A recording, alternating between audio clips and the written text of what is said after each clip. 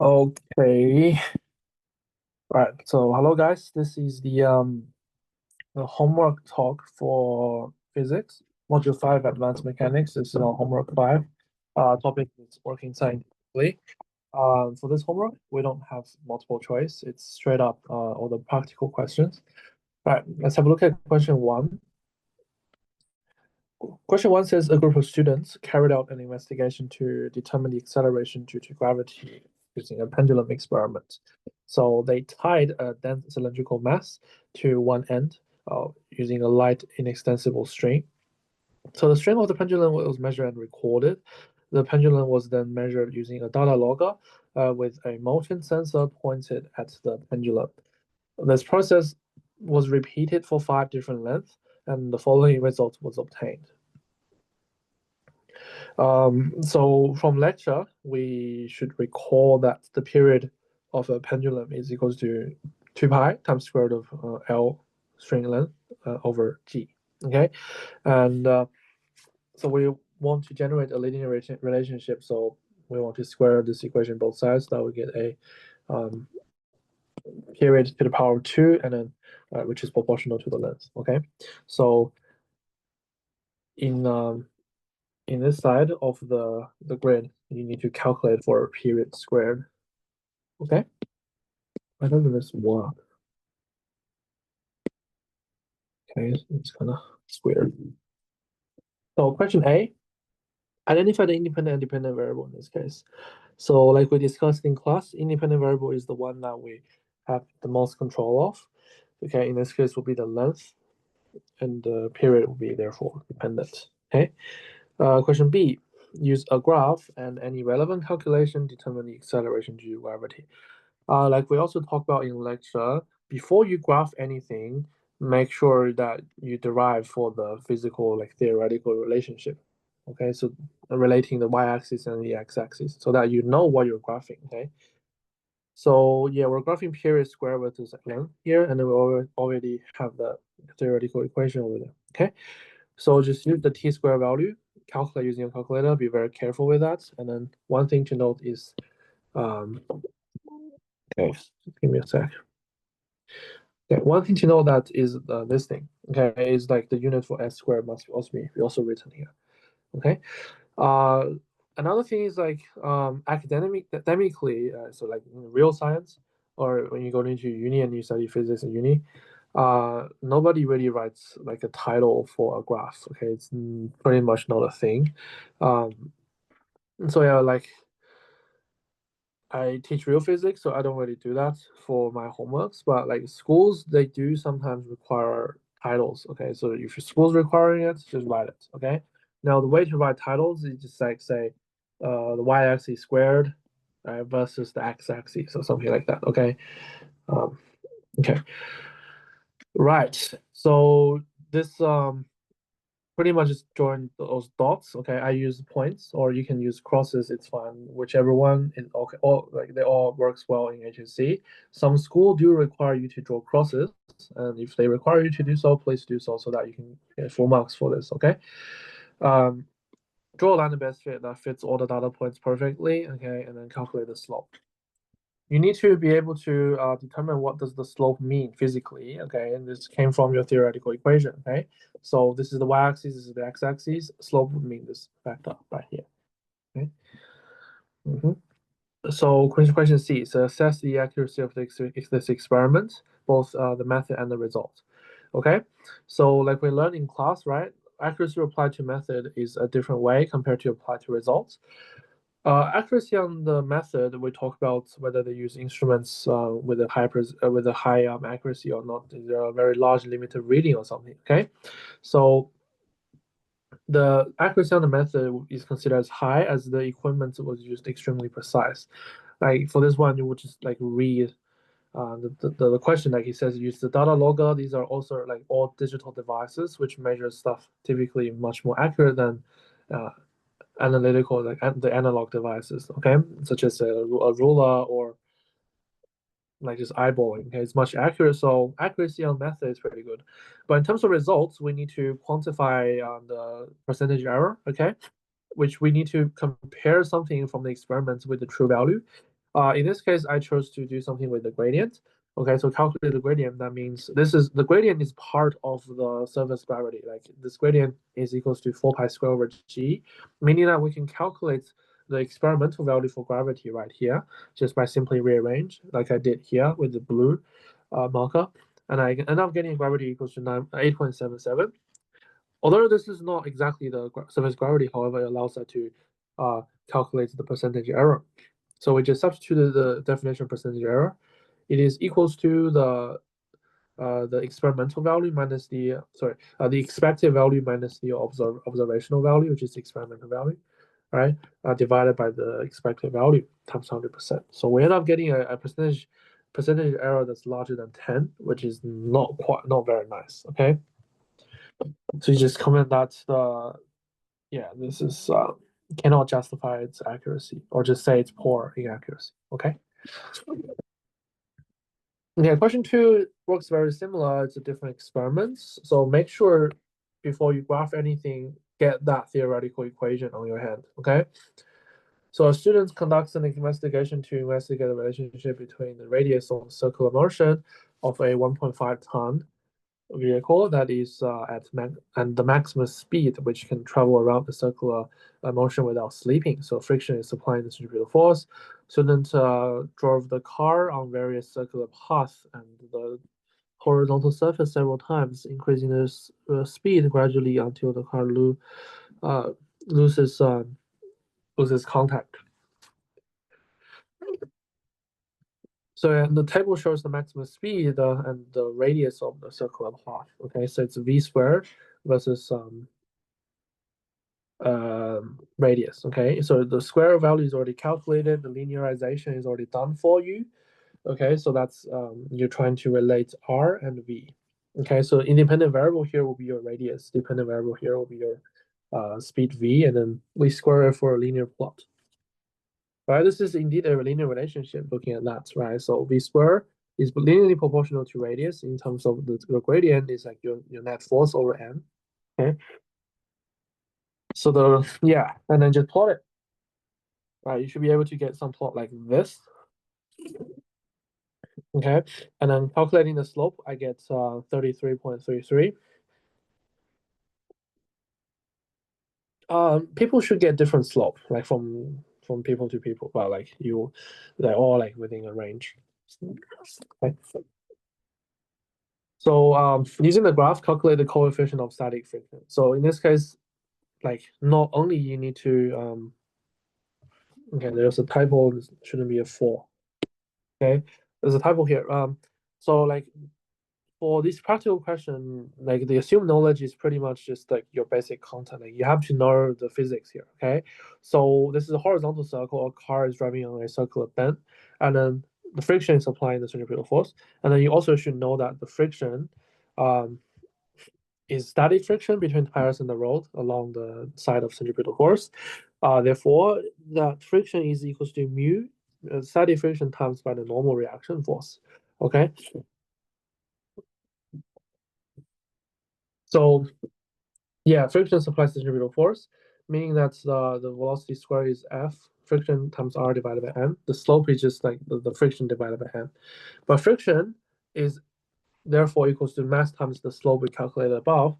And then friction is just happens to be equals to coefficient of friction times by the normal, in which case it's just mg. M cancels, so the slope can be used to calculate mu. Okay, so you actually need to do some theory here. This is why we need to have our theoretical like equation before even plotting the function, plotting the line of best fit. Okay. All right. Question C. The same experiment is repeated using a significantly heavier car. Explain the effect of this change on the relationship between v squared and r. It doesn't matter. As we can see, we derive the equation, right? Slope is independent of the mass.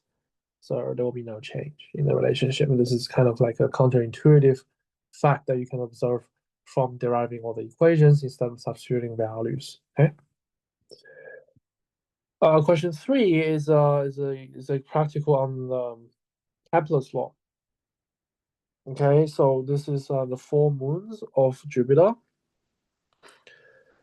the radius and the period is given. Okay, this graph is particularly sort of like not comfortable to sketch because like the first few values are quite close to each other, and then the grid is really not comfortable. Okay, I try to make this as better as possible, but like this end up to be a little bit uncomfortable, but still doable. Okay, um, so yeah, you just have to be able to use Kepler's third law, and then knowing that you need to calculate the cube of the radius and square of the period, and then plot is also that as well.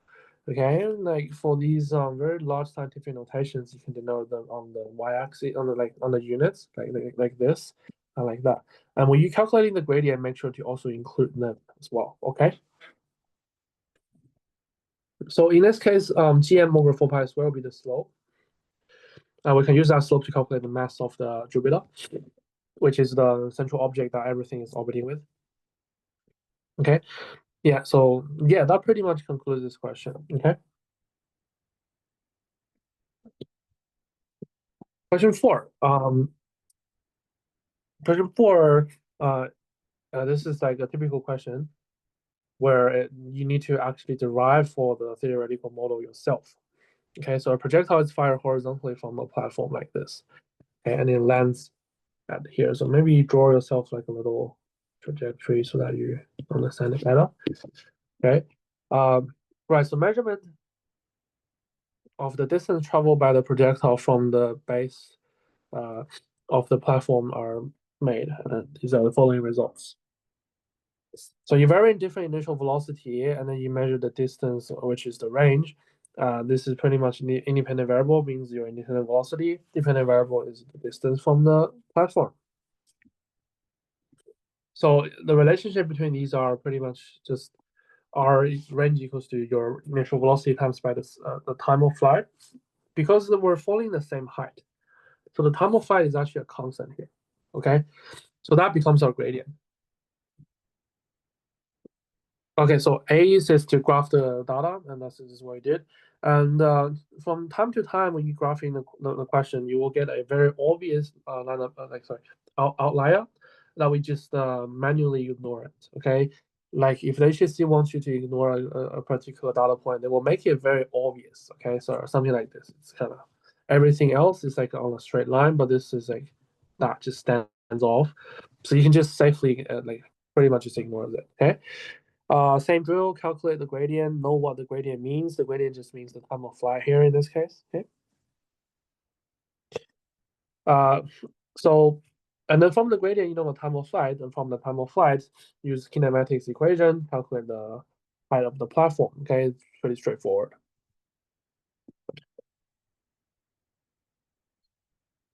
Okay.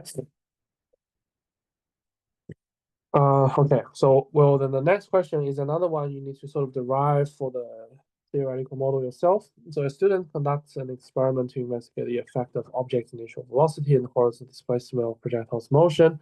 A marble is released from a wooden ramp at X, and it rolls horizontally uh, to Y, and then it goes in a projectile motion to D. Like covers like a distance D. Okay, vertical displacement of 1.2 meters. The student repeats this by dropping the marble at various height h, and measures the horizontal displacement d traveled by each height. So different heights and different d. So you are trying to relate h and d. So before you graph anything, please use your knowledge to derive the relationship between h and d. Otherwise, even if you graphed it, you're only going to get the marks over the graph, but you can't get anything from the analysis because you do not know how to analyze the gradient because you don't know what it means. Okay, you must have your theory, which is basically your hypothesis, ready. Okay. How does this experiment setup allow valid result to be obtained? So the experiments aimed to investigate the relationship between initial velocity and horizontal displacement. The setup, h is mathematically related to the initial speed y. So pretty much this question guides you to like you just need to show the relationship that can be achieved by this apparatus. Okay, so if we consider energy, right, work energy theorem, the velocity at y is related to the height, okay, from x to y, vertical displacement, because gravitational potential energy converts to kinetic energy, so that at y your speed is faster. Initial velocity at x is 0, and then rearrange for vy is just square root of 2gh. Okay, so that's the relationship we're looking for here. Okay. But still not, because we need to calculate d. But then we know from projectile motion, d is u, like the initial speed at point y, which is vy times t, right? So just make that substitution, you'll just get this relationship as and t we don't know because we can calculate t from using the 1.2 meters, which we get that, and then substitute all that into the equation. You will get a relationship. Okay. So you end up just getting d is equals to 2 times square root of h times g, which is very nice, right? So you get a hypothesis of d being proportional to square root of h. Okay, so then with that information, you actually know what to calculate. Okay, so experimental results is given here. Right, I should give you more grid to calculate the square values. Okay, I didn't do that. I didn't do that because I want you to sort of derive this yourself, and knowing that you actually need to do this yourself, right? Questions like this could be very hard because you actually need to derive all the equations in order to, like, you actually need to go through the theory, right? Yeah. So experimental value is that, and then you have theoretical value, which you can get this from directly using, sorry, so G is like your gravity. Why did I keep writing Y for this? I don't really get it. Let me have a look. Is there anything? Oh, actually, this is Y. Okay, this is Y. Y is like 1.2. Okay, this point 1.2.